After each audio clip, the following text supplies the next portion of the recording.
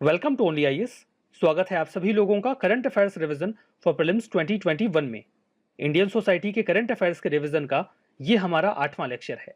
आज के इस सेशन में हम अप्रैल महीने के इंडियन सोसाइटी के करंट अफेयर्स को रिवाइज करेंगे। इस सेशन का first important article global gender gap report के बारे में है। अभी हाल ही में वर्ल्ड इकोनॉमिक फोरम ने इस रिपोर्ट को रिलीज किया है फॉर 2021। तो जो आपके लिए सबसे इंपॉर्टेंट जानकारी है वो ये है कि इसे रिलीज किसने किया है। तो वर्ल्ड इकोनॉमिक फोरम, ये नाम आपको अपने दिमाग में अच्छी तरीके से बिठा लेना है with reference to global gender gap report. जो जेंडर गैप इंडेक्स है वो एक कंपास की तरह वर्क करता है। हम पता कर पाते हैं कि जो जेंडर पैरिटी है सोसाइटी में वो अच्छी तरीके से मैनेज हो पा रही है कि नहीं। 4 एरियाज पर फोकस किया जाता है। पॉलिटिकल एम्पावरमेंट, पॉलिटिकल पार्टिसिपेशन कैसा है महिलाओं का किसी भी देश में। इकोनॉमिक पार्टिसिपेशन कैसा है, उन्हें अपॉर्चुनिटीज मिलती हैं कि नहीं। एजुकेशनल अटेनमेंट की स्थिति क्या है। हेल्थ और सर्वाइवल की क्या कंडीशन है महिलाओं के लिए। यहाँ पर जो जेंडर गैप के ड्राइवर्स हैं उन पर भी एग्जामिनेशन किया जाता है। ऐसे कौन से रीजंस हैं जिनकी वजह से किसी भी कंट्री में जेंडर गैप क्रिएट हो रहा है, उसे आउटलाइन किया जाता है। At the same time policies वगैरह को भी देखा जाता है जिनकी आवश्यकता है अगर हम चाहते हैं कि जो जेंडर डिस्पैरिटी है वो कम हो जाए। इंडेक्स में 0 से लेकर 1 के बीच में रैंक किया जाता है। 0 का मतलब होता है पूरी तरीके से इनइक्वल सोसाइटी है। 1 का मतलब है इक्वलिटी अपने मैक्सिमम लेवल पे है, मतलब कंप्लीट है। तो ना तो किसी को 0 और ना ही किसी को 1 मिलेगा, इसके बीच में ही कोई ना कोई स्कोर दे दिया जाता है। तो आइए देखते हैं फाइंडिंग्स में क्या निकल कर आया। 156 कंट्रीज को रैंक किया गया। आइसलैंड को टॉप पर रखा गया, मतलब ये दुनिया की सबसे ज़्यादा इक्वल कंट्री है। इंडिया को 140th रैंक दी गई, काफ़ी ख़राब रैंक है। लास्ट ईयर हमें जो रैंक मिली थी वो 112वीं थी। इस लिहाज से हम इस बार 28 रैंक नीचे चले गए हैं। जो मोस्ट डिक्लाइन हमें मिला है इंडिया की हम बात करें तो पॉलिटिकल एम्पावरमेंट के सब इंडेक्स में मिला है। महिलाएं पॉलिटिकली एम्पावर्ड नहीं है इंडिया में, उसमें दिक्कत आ रही है। इकोनॉमिक पार्टिसिपेशन में भी हमारी रैंक नीचे गई है।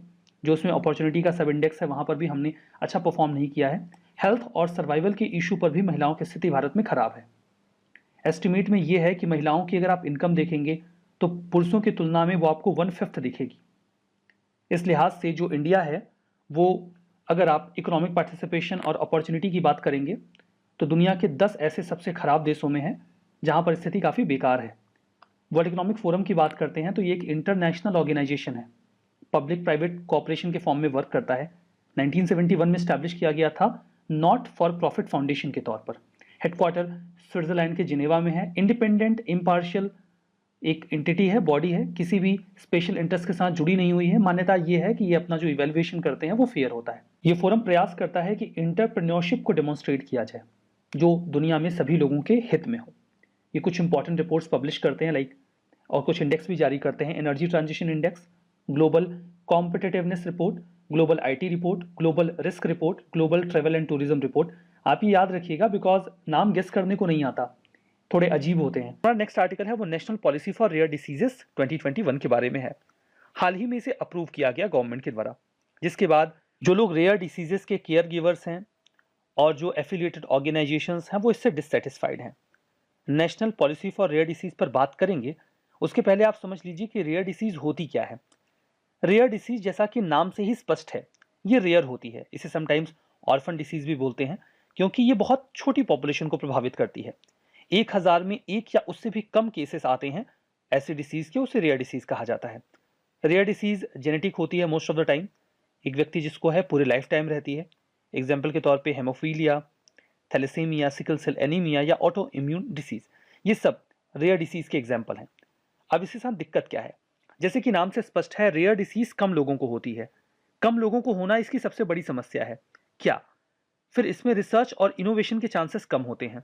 कोई भी इंस्टीट्यूशन इसमें मेडिसिन बनाने को लेकर इंटरेस्टेड नहीं होता, क्योंकि अगर वो उसे तैयार कर भी लें बहुत ज़्यादा रिसर्च या मेहनत करने के बाद तो उसका वो कमर्शलाइजेशन नहीं कर पाएंगे क्योंकि उसे खरीदने वाले लोग कम होंगे।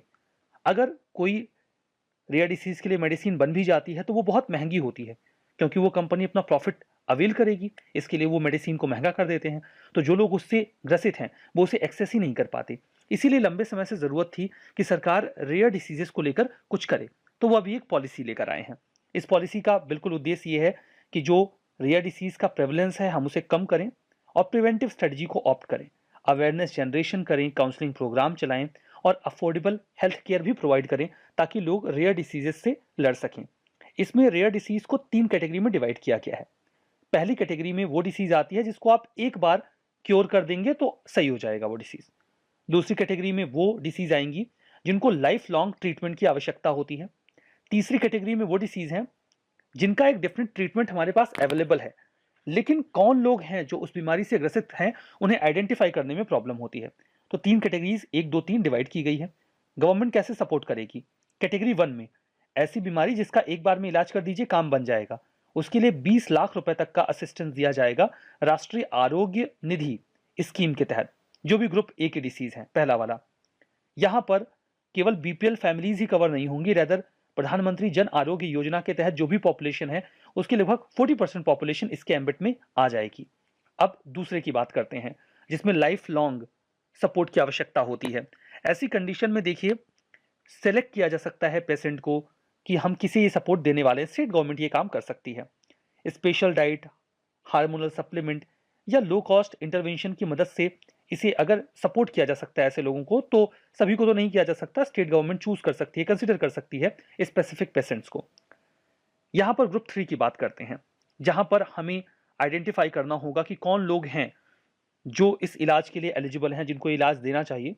इसके लिए क्राउड फंडिंग की भी बात की गई है, क्योंकि सरकार सभी लोगों का पूरा खर्च वहन नहीं कर पाएगी। तो जो पैसा इकट्ठा होगा उसका इस्तेमाल तीसरी कैटेगरी में इलाज के लिए किया जा सकता है। एक national hospital based registry of rare disease बनाने की भी बात की गई है। अगर रजिस्ट्री बन जाएगी तो इससे मदद ये मिलेगी कि हम डेटा अच्छे से गैदर कर पाएंगे, डिफाइन कर पाएंगे कि कौन सी डिसीज रेयर है और कौन सी नहीं है, ताकि उनमें रिसर्च हो, उनकी मेडिसिन बने और इलाज अच्छे से किया जा सके। इंटीग्रेटेड हेल्थ इंफॉर्मेशन प्लेटफॉर्म की, जो कि इंडिया के हेल्थ मिनिस्टर ने लॉन्च किया। ये नया अपग्रेडेड हेल्थ इंफॉर्मेशन प्लेटफॉर्म है जहां पर इंडिया कोशिश करेगी जो इंडिया के डिजीज हैं उनको मैप करने के लिए, कहाँ पे कौन सी बीमारी है उनको मैनेज करने के लिए। ये अभी जो यूज करते हैं इंटीग्रेटेड डिजीज सर्विलेंस प्रोग्राम, उससे उसका डेवलप वर्जन है। इंडिया वर्ल्ड की पहली कंट्री है ऑलमोस्ट जिसने इतना advance digital surveillance system install किया है। क्या करता है ये? इसमें जो भी डिजीज को लेके उसका डेटा एंट्री है या उसको मैनेजमेंट को लेके कहाँ क्या कार्य हो रहे हैं उसके बारे में सारा डेटा मिलता है। तो real time data digital mode में मिलता है, तो आपको पता रहता है कि लेट्स से अगर हम टीबी की बात करें तो हमें पता रहेगा कितने पेशेंट्स हैं, कम हो रहे हैं या बढ़ रहे हैं, या किस राज्य में प्रॉब्लम्स आगे बढ़ सकती हैं, हमें क्या करना है। तो ये वर्ल्ड का biggest online disease surveillance platform. Anamaya initiative के बारे में, अनामया इनिशिएटिव काफ़ी स्पेशल है। क्यों? क्योंकि कई मंत्रालय और ऑर्गेनाइजेशन इसमें साथ आके काम कर रहे हैं। ये एक मल्टी स्टेक होल्डर इनिशिएटिव है जिसमें अलग अलग भागीदार हैं। जो 2 मिनिस्टर्स हैं उन्होंने इसको लॉन्च किया था, union minister of health and family welfare और यूनियन ट्राइबल अफेयर्स मिनिस्टर जो है इन्होंने। तो ख़ास बात क्या है कि इसमें ट्राइबल और हेल्थ मिनिस्ट्री की कोलैबोरेशन है। इसके अलावा 2 बड़ी फाउंडेशन जैसे पिरामिल फाउंडेशन और bill and Melinda Gates foundation इसको सपोर्ट कर रही हैं। ये जो इनिशिएटिव है प्रयास करता है कि अलग अलग गवर्नमेंट की जो ऑर्गेनाइजेशन है वो अलग अलग तरह की स्कीम्स चलाती हैं ताकि जो जनजातीय जनसंख्या है उसके हेल्थ पे काम किया जा सके, उनके स्वास्थ्य के ऊपर फोकस किया जा सके। तो उन सभी को जो भी उनको न्यूट्रिशन को लेकर समस्याएं हैं, हेल्थ को लेकर जो स्कीम्स चल रही हैं उसको साथ लेने का प्रयास है यहाँ पर, जिसमें कि अलग अलग तरह की गवर्नमेंट्स, जो स्टेट गवर्नमेंट्स हैं, जो फिलेंथ्रोपिस्ट हैं, NGOs हैं, फाउंडेशंस हैं, वो सभी मिलकर अपने अपने एफर्ट्स लगाएंगी, कोलैबोरेट करेंगी ताकि एक सस्टेनेबल हेल्थ इकोसिस्टम बनाया जा सके, जहाँ केवल हेल्थ मतलब ये नहीं होता कि इलाज करना। अगर हम किसी को न्यूट्रिशियस रखेंगे, वहाँ की अगर पोषण उनका ठीक से रहेगा तो उनको इलाज की आवश्यकता ही नहीं पड़ेगी। तो ये पूरे जो हेल्थ चैलेंजेस हैं भारत की ट्राइबल पॉपुलेशन की, उसके ऊपर फोकस किया गया है। ख़ास बात यह है कि अभी इनिशियली ये 50 एस्पिरेशनल ट्राइबल डिस्ट्रिक्ट्स में लॉन्च किया गया है। 50 एस्पिरेशनल जो ज़िले हैं वहाँ पे लॉन्च किया जाएगा, जहाँ की जनसंख्या, ओवरऑल जनसंख्या जो है उनमें 20% से ज़्यादा जिसमें ट्राइबल पॉपुलेशन हो, वहाँ इसको लॉन्च किया गया है। 10 साल के बाद 177 डिस्ट्रिक्ट तक इसको फैला दिया जाएगा। और जो डिस्ट्रिक्ट अभी इनिशियली सेलेक्ट होंगे वो कौन करेगा? तो मिनिस्ट्री ऑफ ट्राइबल अफेयर्स। तो ये जो पूरा इनिशिएटिव है इसका प्रयास क्या है? कोलैबोरेटिव लेवल पे सारे जो कंपोनेंट्स उसको साथ लाना, अलग अलग मंत्रालयों, अलग अलग बॉडीज़ के साथ कोलैबोरेट करना। इसी अनामा इनिशिएटिव की जैसे हमने बात की, ट्राइबल अफेयर्स का एक इंपॉर्टेंट इनिशिएटिव है। इसके अलावा कुछ और इनिशिएटिव्स हैं। अब देखिए जैसे आलेख है, आलेख क्या? एक न्यूज़ लेटर है जो कि अलग अलग जो स्टेक होल्डर्स कार्य कर रहे हैं, जो भागीदार काम कर रहे हैं जनजातीय जनसंख्या के हेल्थ, स्वास्थ्य और उनके पोषण के अलग अलग आयामों के ऊपर, अलग कोई प्लान्स पे, कोई स्कीम पे काम हो रहा है, कहीं कोई इनिशिएटिव रन हो रहा है, तो उसका पूरा लेखा जोखा आपको इस ई न्यूज़लेटर से मिलता है। और वहीं एक स्वास्थ्य पोर्टल है जो कि हेल्थ न्यूट्रिशन की जानकारी देता है कि भाई ट्रैवल जनसंख्या जो इंडिया की है, ट्रैवल पॉपुलेशन, उसके हेल्थ की क्या प्रॉब्लम्स है, क्या डेटा है, कोई बीमारी है या फैल रही है, क्या न्यूट्रिशन का लेवल है, उन सब के बारे में। और उसी प्रकार से एक पिरामल स्वास्थ्य नाम का एक सेंटर भी है जो कि आपको हेल्थ और न्यूट्रिशन के बीच में बारे में डेटा देता है।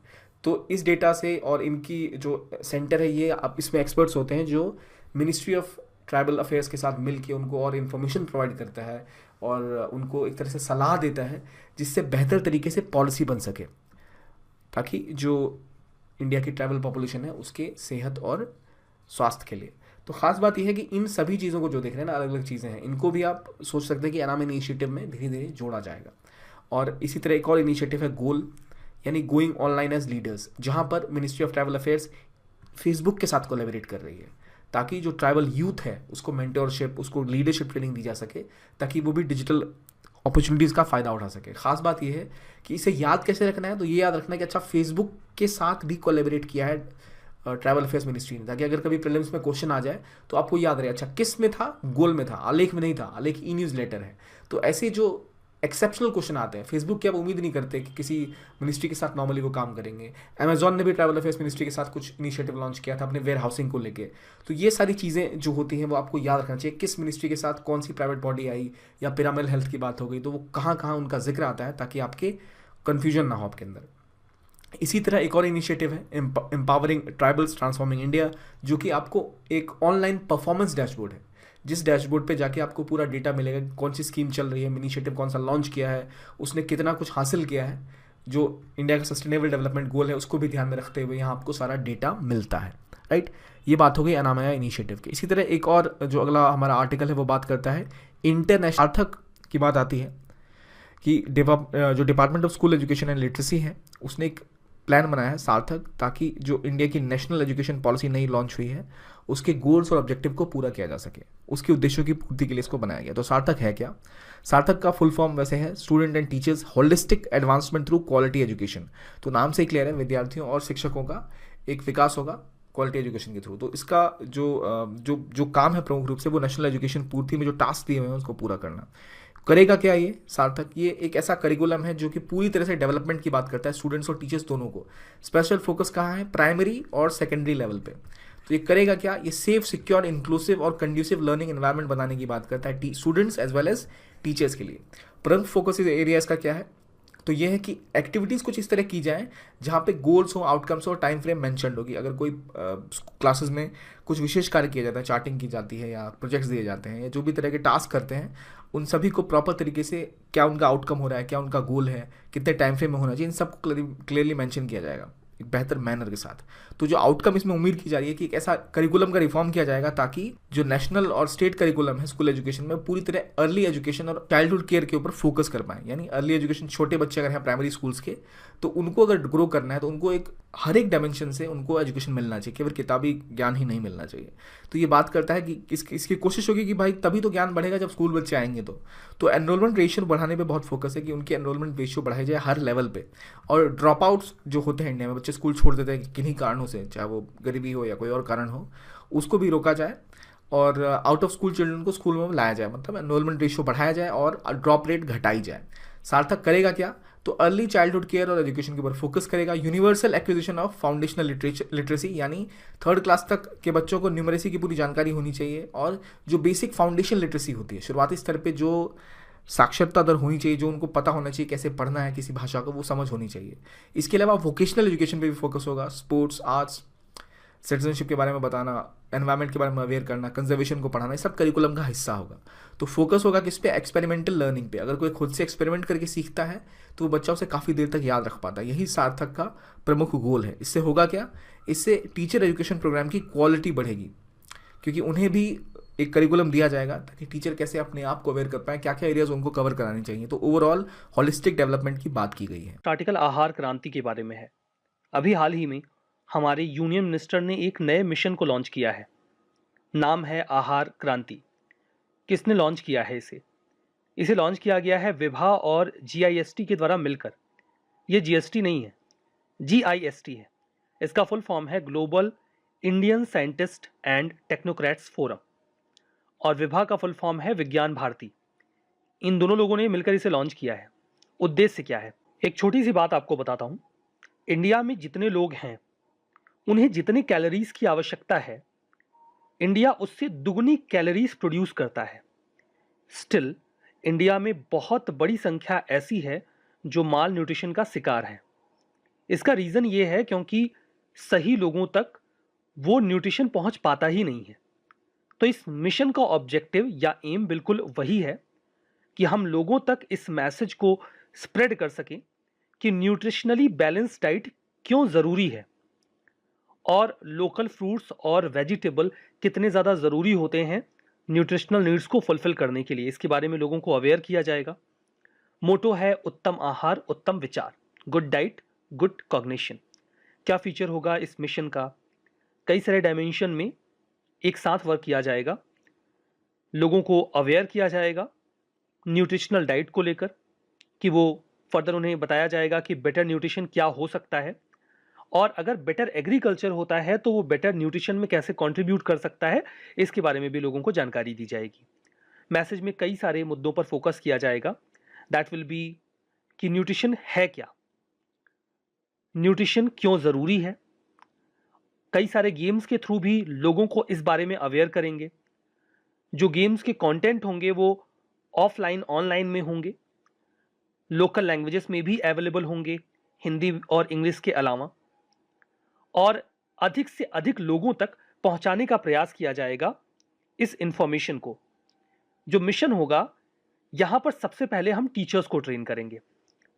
टीचर्स को ट्रेन करने का फायदा क्या होगा? एक ट्रिकल डाउन मैकेनिज्म हमें मिलेगा, down trodden filtration type mechanism हमें देखने को मिलेगा, जिसमें होगा ये कि ये जो टीचर्स हैं ये स्टूडेंट्स को न्यूट्रिशन की जो वैल्यू है उसके बारे में बताएंगे। फिर ये बात उनकी फैमिली तक पहुंचेगी और अल्टीमेटली पूरी सोसाइटी तक पहुंच जाएगी।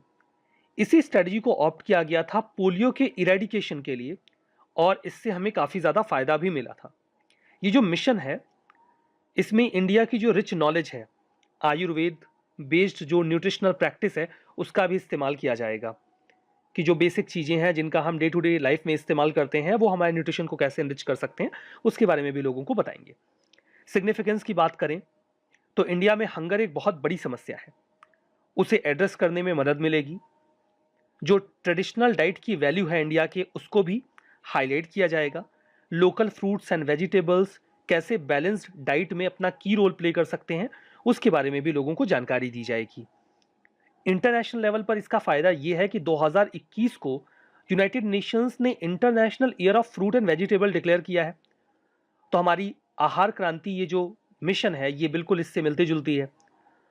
पैरेलली जो यूनाइटेड नेशंस का सस्टेनेबल डेवलपमेंट गोल 3 है उसमें भी तो ह्यूमन वेलबींग की बात की गई है ना। क्या कहा गया है?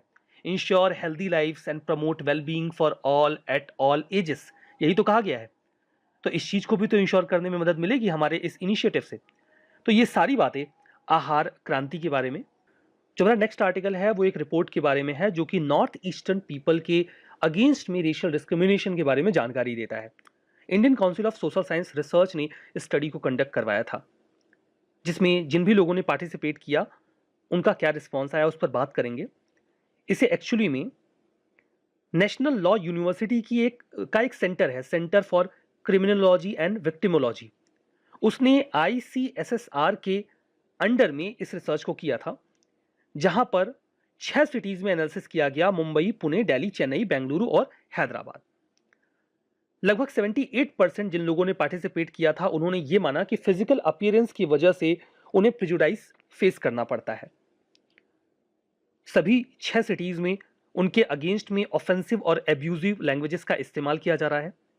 मुंबई में ऑफेंसिव और एब्यूजिव लैंग्वेजेस सबसे ज़्यादा इस्तेमाल की जा रही हैं, 74%, Chennai 72, Pune 67, Delhi 64, Hyderabad 48, Bengaluru 43। Incidents 32% approx non reported रह जाते हैं और 34% केसेस में उन्होंने ऐसा कहा कि उनकी FIR को लॉन्च नहीं किया जाता पुलिस ऑफिशियल्स के द्वारा। अगर हम ICSSR के बारे में बात करें तो 1969 में इसे एस्टैब्लिश किया गया था, उस समय प्लानिंग कमीशन की रिकमेंडेशन पे, लोकेशन न्यू दिल्ली में है, ऑटोनॉमस ऑर्गेनाइजेशन है, MHRD के तहत वर्क करता है। ये project fellowship, international collaboration, capacity building, survey, publication, इन सब फील्ड्स में काम करते हैं। रिसर्च वगैरह को भी सोशल साइंस में ये प्रमोट करते हैं। ठीक है, बढ़ते हैं। अगला आर्टिकल बात करता है state of world population report 2021 की, जो कि यूनाइटेड नेशंस पॉपुलेशन फंड का एक फ्लैगशिप रिपोर्ट है, जिसका इस बार का टाइटल है my body is my own, यानी मेरा शरीर मेरा खुद का है। तो यूनाइटेड नेशन पॉपुलेशन फंड की स्कीम है ये रिपोर्ट है। ये रिपोर्ट कौन पब्लिश करता है? जब भी आप यूपीएससी में क्वेश्चन ऐसे आते हैं कि state of world population report कौन पब्लिश करता है, तो हमने मेंशन कर ही दिया, यूनाइटेड नेशंस पॉपुलेशन फंड। ये असल में रिपोर्ट का काम क्या है? तो ये फोकस कर रही है कि कैसे जो शारीरिक ऑटोनॉमी है, यानी कोई महिला या कोई पुरुष जो उसका शरीर है उस पर उसका कितना हक बन रहा है, वो कितने फैसले खुद से ले पा रहा है उसके ऊपर, क्या उसके परिवार वाले उसके ऊपर फैसले ले रहे हैं या समाज उसके लिए फैसले ले रहा है। तो ये ऑटोनॉमी डिफाइन होती है कितनी शक्ति या एजेंसी एक व्यक्ति को है अपने शरीर को लेकर शारीरिक फैसले लेने के मुकाबले में, बिना किसी डर या बिना किसी भय के, जो उसको बाहरी हिंसा का हो सकता है। अगर कोई महिला है तो उसको अगर शादी होगी तो उसे पति का भय हो सकता है, कोई पुरुष है तो उसको समाज का भय हो सकता है। इन सभी चीज़ों को मिला के बात की गई है। तो इसमें एग्जांपल्स क्या क्या होते हैं, जैसे चाइल्ड मैरिज हो गई, फीमेल जेनिटल म्यूटिलेशन हो गया, या फिर कॉन्ट्रासेप्टिव चॉइसेस की बात आती है उसमें, और अनवांटेड सेक्स, या फिर रिप्रोडक्टरी चॉइसेस के बारे में बात आती है, सेक्सुअल ओरिएंटेशन, जेंडर आइडेंटिटी। तो इन सभी चीज़ों को लेकर जो भी प्रॉब्लम्स हैं वो इसके अंदर आते हैं। क्या कोई व्यक्ति, कितने प्रतिशत व्यक्ति या कितने समाज का तबका अपने आप को इंडिविजुअली जो वो चाहता है उस तरह से एक्सप्रेस कर पाता है और अपनी बॉडी को ओन कर पाता है, राइट। तो इस रिपोर्ट ने जो हाईलाइट्स है वो देख लेते हैं कि ऑलमोस्ट आधी जो औरतें हैं 57 डेवलपिंग कंट्रीज़ में, उनके पास राइट्स नहीं है अपने शरीर को लेकर फैसले लेने की। यानी चाहे वो कॉन्ट्रासेप्शन की बात हो, यानी गर्भ निरोध, या फिर इलाज के लिए कहीं जाना हो, या फिर उनकी सेक्सुअलिटी की बात होती है, तो वो डिसाइड वो नहीं करती, उनके पास वो राइट नहीं है, वो अधिकार नहीं है। और जिन कंट्रीज़ में डेटा अवेलेबल है वहाँ केवल 55% वुमेन एम्पावर्ड है किस चीज़ को लेके, कि वो अपने हेल्थ केयर, कॉन्ट्रासेप्शन, इन सब को लेके येस और नो कह सके, सेक्स को लेके हाँ या ना कहना, ये सब क्या अधिकार उनके पास नहीं है। तो इसी में जो इंडिया के लिए रिपोर्ट आई है वो ये है कि जो नेशनल फैमिली हेल्थ सर्वे था 2015-16 में किया गया था, उसमें भी बताया गया था केवल 12% जो शादीशुदा महिलाएं हैं, केवल वही अपने हेल्थ केयर को लेकर इंडिपेंडेंट डिसीजन ले पाती हैं। फैमिली या उनके पति या उनके हस्बैंड्स वही डिसाइड करते हैं कि क्या हेल्थ केयर उनको मिलेगा, किस तरह की वो फैसले ले सकती हैं। 23% महिलाएं हैं जिनमें कि केवल उनका जो स्पाउस है, यानी जो उनके हस्बैंड है, वही डिसाइड करते हैं कि भाई क्या हेल्थ केयर के डिसीजंस होंगे इनके बारे में। तो ये सारी जो चीज़ें हमें कहाँ काम आ सकते हैं, अक्सर में मेंस में बहुत इंपॉर्टेंट है टॉपिक, सोसाइटी में आप इसको बहुत अच्छा यूज़ कर सकते हैं, वुमेन रिलेटेड टॉपिक है। तो आप जो कंटेंट कह रहे हैं कि महिलाओं को अधिकार नहीं है, तो उसके लिए आप कोट कर सकते हैं कि फंड की रिपोर्ट है, नेशनल फैमिली हेल्थ केयर सर्वे का ये डेटा है, तो ये डेटा वहाँ यूज़ होता है। और प्रीलिम्स में भी अक्सर काम आ सकता है कि अगर कोई ऐसा डेटा ओरिएंटेड क्वेश्चन आए तो। जब हमने देखी इस हाईलाइट की कुछ रिपोर्ट का नाम, रिपोर्ट का क्या इस बार एम था, पर जो हमने देखा इसको पब्लिश करने वाली बॉडी, उसके बारे में थोड़ा जान लेते हैं, जो कि यूनाइटेड नेशंस पॉपुलेशन फंड है। ये असल में जनरल असेंबली की एक सब्सिडरी बॉडी है। इकोसॉक ने इसको इस्टेब्लिश किया था। इकोसॉक मतलब United Nations economic and social council, काफ़ी सारे प्रोग्राम चलाती है, और एज ए ट्रस्ट फंड इसकी शुरुआत हुई थी, और बाद में इसका नाम बदल के यूनाइटेड नेशंस पॉपुलेशन फंड बनाया गया। पहले इसका नाम UNFPA था। तो उतना हमें जानना नहीं है इसके इतिहास के बारे में, आपको बस बॉडी का पता होना चाहिए कौन सी है, UN के अंदर है, थोड़ी सी इंपॉर्टेंट हो जाती है। तो इसका क्या काम है? इसका काम है कि भाई जो सस्टेनेबल डेवलपमेंट गोल है हेल्थ को लेके, एजुकेशन को लेके, यानी 3, 4 और 5 में जो भी गोल्स हैं उनके ऊपर काम करना। यानी SDG 3 क्या है? हेल्थ है, SDG 4 एजुकेशन है, और 5 जेंडर इक्वालिटी। तो ये जितने भी सस्टेनेबल डेवलपमेंट गोल हैं इसको ज़रूर याद रखिए आप, और उससे आप एक कोरिलेशन बना पाएंगे। और जो अभी इसका फंड है वो UN बजट के द्वारा सपोर्ट नहीं किया जाता, इसको वॉलंटरी डिस्ट्रीब्यूशन मिलती है। कहाँ से? जो गवर्नमेंट्स होती हैं या NGOs हैं, प्राइवेट सेक्टर्स हैं, इनका भी हेडक्वार्टर्स कहाँ है? तो न्यूयॉर्क, यूनाइटेड स्टेट्स में। तो हमने इसके बारे में बात कर ली। ये आर्टिकल बात कर रहा है जेंडर संवाद इवेंट के बारे में। तो जो मिनिस्ट्री ऑफ रूरल डेवलपमेंट है, उन्होंने एक नया जेंडर संवाद इवेंट ऑर्गेनाइज़ किया। इसके अंदर इन्होंने एक कॉपरेशन बनाने की कोशिश की कि एक जो इनिशिएटिव है कि क्या महिलाओं के लिए या लड़कियों के लिए इकॉनमी में कौन सी चीज़ें काम करती हैं, उसको लेके एक इनिशिएटिव था वो, और जो इंडिया का नेशनल लाइवलीहुड मिशन है रूरल वाला, उन दोनों के बीच में कॉपरेशन हो, ताकि ज़्यादा से ज़्यादा अवेयरनेस हो सके कि जो भी कार्य या जो भी क्रिया प्रणाली हो रही है नेशनल रूरल मिशन के तहत जो हम काम कर रहे हैं, और इस क्षेत्र में अगर हमें काम को और बढ़ाना है, मान लीजिए किसी रूरल लेवल पे लाइवलीहुड मिशन चल रहा है, किस किस तरह के कार्यों में और ज़्यादा भागीदारी महिलाओं की हो सकती है, कहाँ कहाँ उनकी बेस्ट प्रैक्टिसेस हैं, किन किन स्टेट्स ने ऐसा क्या क्या किया है जिससे कि महिलाओं की भागीदारी बढ़ी है। नॉर्मली हो ऐसा रहा है कि वुमेन की जो पार्टिसिपेशन है वर्कफोर्स में इंडिया में घटती जा रही है, तो उस पर फोकस रखते हुए भी ये काम बड़ा इंपॉर्टेंट है। तो असल में जो इसमें ये जो इनिशिएटिव का नाम ये आपको दिख रहा है, initiative for what works to advance women and girls in economy, यानी IWWAGE। इसकी ये खास बात ये है कि ये एक असल में रिसर्च सेंटर है जो कि IFMR का रिसर्च सेंटर। इसका काम प्राइमरली ये है कि भाई रिसर्च करना और बताना कैसे कैसे और ज़्यादा वुमेन की इकोनॉमिक एम्पावरमेंट हो सकती है। तो इकोनॉमिक एम्पावरमेंट महिलाओं की करनी है तो उनके लिए उन्हें रोजगार देना पड़ेगा, जिसके लिए जो हमारा नेशनल लाइवलीहुड मिशन चलता है उस दोनों में अगर हम बैठ के कोऑर्डिनेशन करें कि क्या रिसर्च से सामने आ रहा है, क्या हमें यहाँ पे करना चाहिए ताकि ज़्यादा महिलाएं सशक्त हो पाएँ, तो उसके लिए उन्होंने एक संवाद का आयोजन किया था। तो ख़ास बात यह है कि इसके अंदर जो अलग अलग तरह की चीज़ें की गई एक्टिविटीज़ थी कि क्या बेस्ट प्रैक्टिसेस हैं, किस तरह ग्लोबली जेंडर इंटरवेंशन किया गया, कैसे एंगेज किया जाए एक्सपर्ट को, क्या क्या ऐसी चीज़ें हैं जिसकी रिपोजिटरी बनाई जाए जो महिलाओं के लिए काम करती हैं, उनको बेहतर तरीके से सशक्त कर सकती हैं और ज़्यादा कार्य करने में या और ज़्यादा बेहतर तरीके से योगदान देने में। ये बेसिक कॉन्सेप्ट था इसका।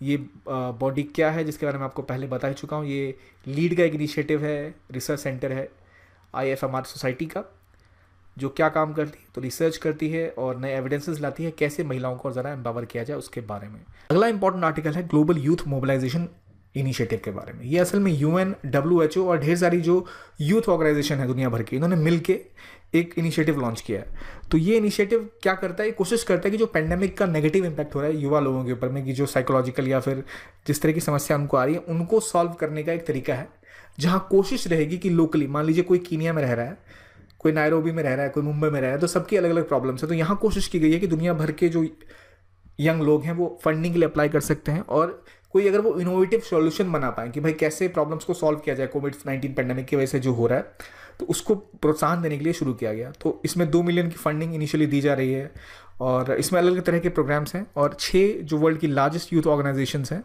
वो इसकी मेंबर्स हैं। इसमें ये मेंबर्स की लिस्ट आ गई। हमारे लिए लिस्ट याद करना उतना इंपॉर्टेंट नहीं है, आपको पता होना चाहिए कि भाई यंग मेंस क्रिश्चियन एसोसिएशन भी इसका पार्ट है।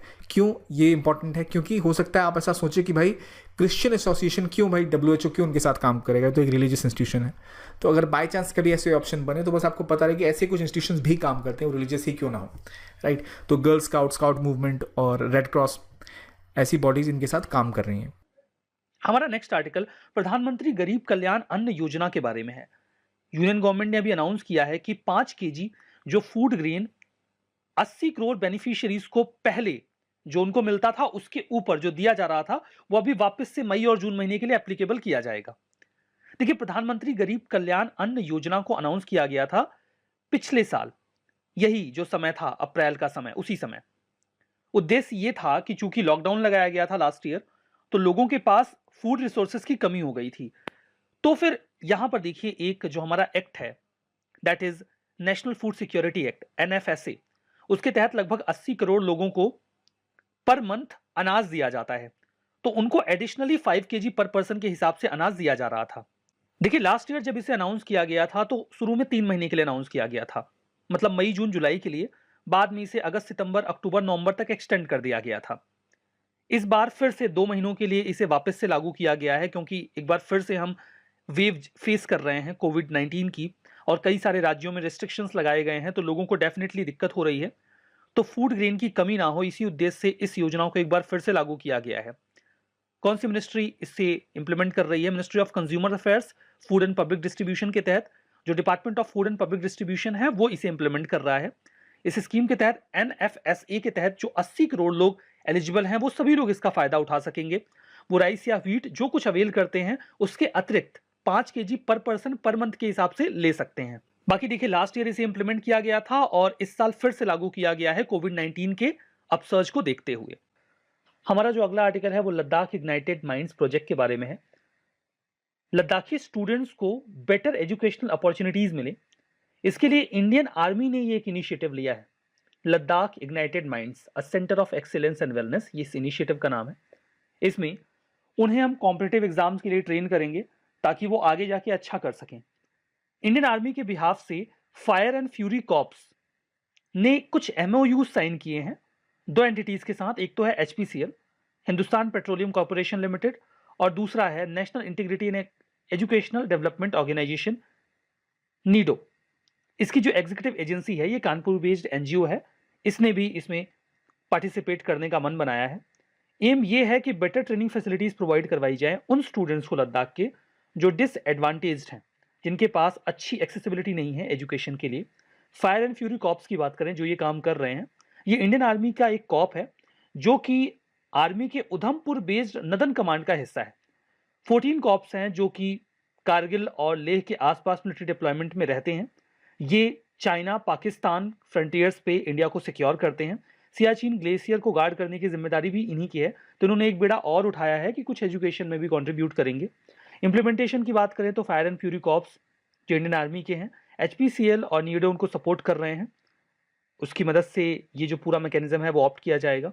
फर्स्ट बैच में 45 स्टूडेंट्स हैं जिसमें 20 गर्ल स्टूडेंट्स हैं लेह और कारगिल डिस्ट्रिक्ट से। उन्हें जेई और नीट के एंट्रेंस एग्जामिनेशन के लिए प्रिपेयर करवाया जाएगा। ठीक है, हमारा अगला आर्टिकल है state of world indigenous people. Indigenous मतलब जो वहां पर रहते आ रहे हैं उनकी बात करी जा रही है। United Nations department of economic and social affairs एक रिपोर्ट रिलीज करता है जिसमें बात करते हैं जो लोग इनहेबिटेंट्स हैं, एक जगह काफ़ी लंबे समय से रह रहे हैं, पर्टिकुलरली ट्राइबल्स, उनको ज़मीन, उनकी जो टेरिटरीज हैं, उनके जो रिसोर्सेज हैं और उस हिसाब से कैसे मैनेज करना है उसके लिए ऑटोनॉमी देना उनका राइट है, सही मायने में उनको वो मिलना चाहिए। और इसी के बारे में ये पूरी चर्चा करी जा रही है।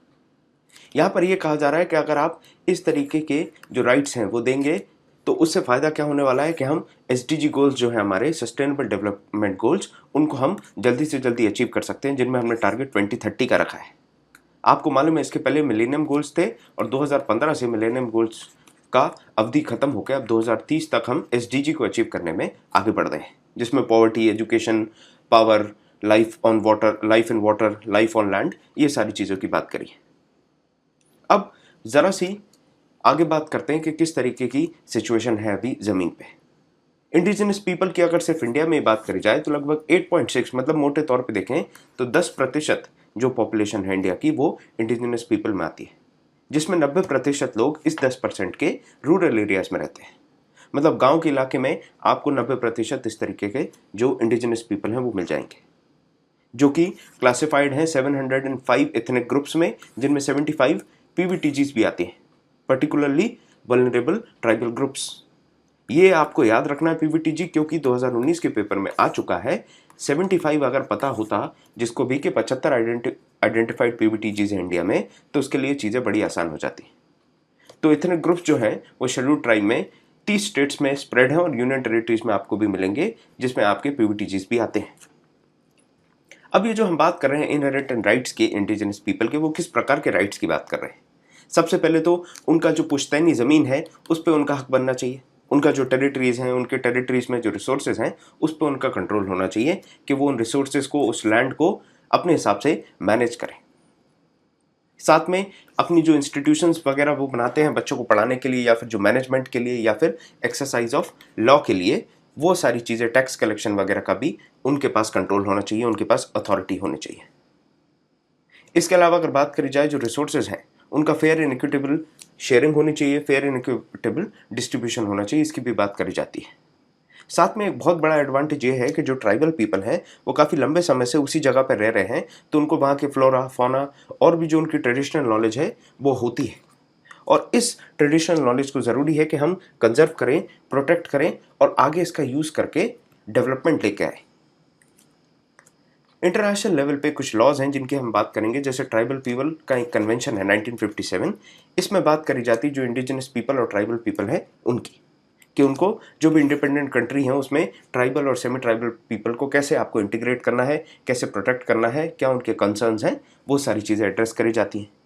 जिसका आर्टिकल 1 जो है वो कहता है सेल्फ आइडेंटिफिकेशन की बात, कि जो ट्राइबल्स हैं फंडामेंटल क्राइटेरिया क्या होना चाहिए कि उनको आइडेंटिफाई आप कैसे कर सकते हैं, तो उनको सेल्फ डिक्लेरेशन टाइप वो कर सकते हैं। इसके बाद ये जो 1957 का ये जो कन्वेंशन था इसको रिप्लेस करा जाता है 1989 के कन्वेंशन से। यूनाइटेड नेशन डिक्लेयर करता है ह्यूमन राइट्स, जो आपके राइट्स ऑफ इंडिजिनस पीपल हैं, उसका आर्टिकल 33 भी इसी प्रकार की बात करता है कि जो इंडिजिनस पीपल हैं उनको आइडेंटिटी मिलनी चाहिए, on the same line of self identification. जैसा पहले कन्वेंशन में बात करी गई थी उसी तरीके की बात है कि वो अपने आप को खुद आइडेंटिफाई करें कि हाँ भाई हम ट्राइबल्स हैं या फिर हम इंडिजिनस पीपल हैं यहाँ के। इसके बाद एक और बात है कि इंडिया में क्या किया जा रहा है इन ट्राइबल या इंडिजिनस पीपल के राइट्स को प्रोटेक्ट करने के लिए। पहला आप जानते हैं कि 5th शेड्यूल हो गया, जिसमें सारे इलाकों की बात करी जाती है। एग्जेम्प्टिंग 4 प्लेसेस, असम, मेघालय, त्रिपुरा और मिजोरम जो है उसको एग्जेम्प्ट करके बाकी जो जगह है वहाँ का जो भी स्पेशल प्रोविजंस वगैरह रहेंगे ट्राइबल्स के लिए या शेड्यूल एरिया के लिए उसकी बात करी जाती है, जिसमें स्पेसिफिकली गवर्नर से कंसल्ट करेंगे आप। जो स्टेट का गवर्नर है उससे कंसल्ट करने के बाद प्रेसिडेंट डिक्लेयर कर देते हैं कि ये वाला इलाका जो है वो शेड्यूल्ड एरिया है। इसके बाद ट्राइबल एडवाइजरी काउंसिल्स भी बनाई गई हैं शेड्यूल्ड एरियाज में, जिसमें गवर्नर के पास काफ़ी ज़्यादा पावर होता है कि कोई भी अगर लॉ बनाया जाए पार्लियामेंट या फिर स्टेट लेजिस्लेचर के द्वारा वो अप्लाई ना हो इन शेड्यूल्ड एरियाज में। कॉन्स्टिट्यूशन इसके अलावा कमीशन को भी अपॉइंट करता है, पर्टिकुलरली प्रेसिडेंट के लिए ये चीज़ दी गई है, क्लॉज दिया गया है कॉन्स्टिट्यूशन में कि वो एक कमीशन को अपॉइंट करेंगे जो कि एडमिनिस्ट्रेशन किस तरीके से हो रहा है इन शेड्यूल एरियाज़ का, इनका वेलफेयर और तमाम चीज़ों के बारे में एक रिपोर्ट तैयार करें। बात करें 5th के बाद 6th शेड्यूल की, तो 6th शेड्यूल में आते हैं पर्टिकुलरली 4 स्टेट्स, असम, मेघालय, त्रिपुरा और मिजोरम।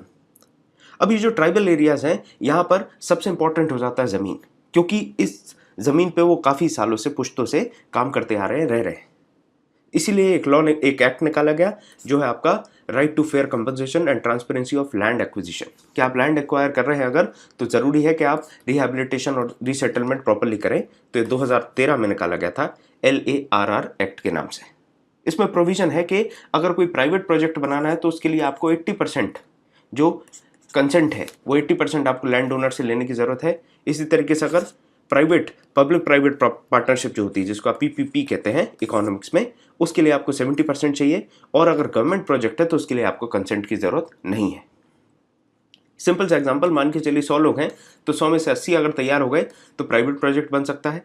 100 में से 70 तैयार हैं तो आप पब्लिक प्राइवेट पार्टनरशिप बना सकते हैं। और अगर गवर्नमेंट प्रोजेक्ट है तो उसमें कंसेंट की दरकार नहीं होगी। बात करें एक्ट जो है उसमें 13 लॉज से एग्जेम्पशन है। जैसे कि आप देखें नेशनल हाईवे एक्ट 1956 है, इसमें एग्जेम्पशन है। रेलवे एक्ट है। तो ये सारी चीज़ें जो है इनको एग्जाम्प्ट इसलिए किया गया है कि ये डेवलपमेंट के लिए बहुत इंपॉर्टेंट होती हैं, तो इनको अलग से रखा गया है उस स्थिति में। साथ में बात करी जाती है कि अगर जो लैंड एक्वायर की है, आपने ज़मीन ले ली कोई प्रोजेक्ट के लिए, मान के चलिए आपने एक पब्लिक प्राइवेट प्रोजेक्ट जो होता है उसके लिए आपने लैंड ले लिया, लेकिन आप 5 साल तक अगर उसको यूटिलाइज नहीं करेंगे तो वो जो ज़मीन है वो ओरिजिनल ओनर के पास चली जाएगी या फिर जो लैंड बैंक होता है वहाँ चली जाएगी। इसके अलावा एक्ट बात करता है एम्प्लॉयमेंट की, कि अगर आप ज़मीन लेते हैं तो फैमिली का जो अफेक्टेड फैमिली है उसके एक पर्सन को आपको नौकरी देनी पड़ेगी। इस तरीके के भी क्लॉजेस हैं। तो बात करी हमने जो LARR जो है वो लैंड एक्विजिशन रिहेबिलिटेशन और सेटलमेंट का जो एक्ट है, इसमें ये भी कहते हैं कि जो पर्सन है अगर वो सेटिस्फाइड नहीं है पर्टिकुलर जो क्लॉज है, जो भी अप्रोचेस हैं उससे, तो वो कंसर्न अथॉरिटीज़ के पास जा सकता है। इसके अलावा एक और एक्ट है जिसको आप जनरली फॉरेस्ट राइट एक्ट के नाम से जानते हैं।